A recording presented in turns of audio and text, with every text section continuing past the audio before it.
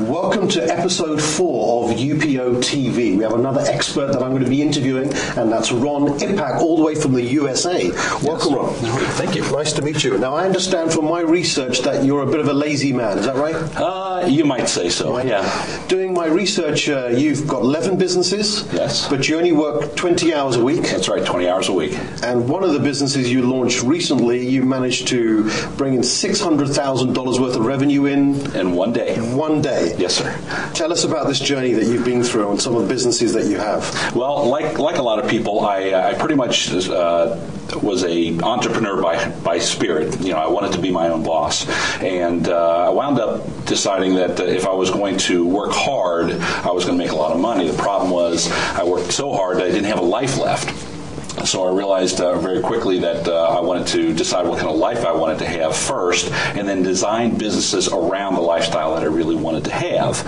And that's really where this all came about. I realized that I can run a business from afar by using outsourced help, and it actually left me with a lot more time on my hands than most people would have. So I would start another business, and then start another one, and start another one, eventually now to where we're at, 11 businesses. Now, what's quite unique, Ron, is with your businesses, you're using an online, offline approach, aren't you, where you're integrating the power of the internet and using that with bricks and mortar type businesses. Absolutely. As a matter of fact, all of my businesses, except for 2 of them, rely 100% offline. So, whether they're bricks and mortars or consulting style businesses, it's not necessarily required to be online, but through the power of the internet, things that I'm able to do with the internet, I really have contacts with people all over the world.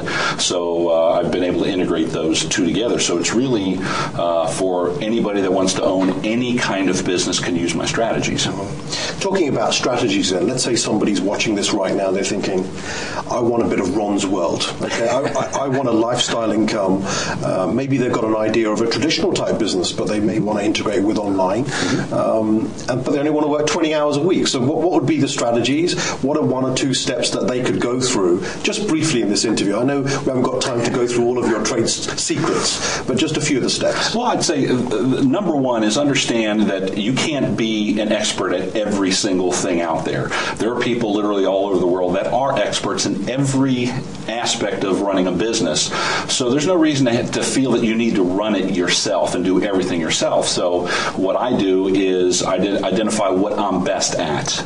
And for me, I'm best at the big picture, strategizing, kind of understanding what it's going to take to get to the next level, who my audience is. But quite honestly, I'm not a very technical person, which will be quite a relief to a lot of people probably watching right now, because you don't have to be very technically oriented. You just need to know where to find people that are. So what you need to do is identify what you're best at and spend all of your time on what you're best at, and find other people to handle everything else. Okay. So could you give us an example of that with one of the businesses that you have, of how you're playing to your strengths, and then how you've got maybe a virtual employee base or other people that you're outsourcing to? Well, yeah, the perfect example is a recent business, a product that I launched. It's a marketing based. It helps auto repair shop owners get more customers and keep more customers. So where my best knowledge base is the actual how to market, knowing how to attract, how to write letters, how to put together sales brochures, things like that. That's where my strength is. But when it comes to actually taking that business, that actually is a completely online product. I'm clueless, really, on how to put together a website. So what I did was I found somebody that was very good at putting together a membership site. I just found somebody that was actually just very, very proficient at doing that. Told him what I wanted. He designed the whole thing, and then all I did is I shot the videos and I gave it to him. He figured out how to upload them, put them on the online, how to basically put everything together so people can order it online. Okay. So that's one thing where I spent maybe 5 hours of my own time doing, versus somebody would probably spend 100 hours in total of their own time doing.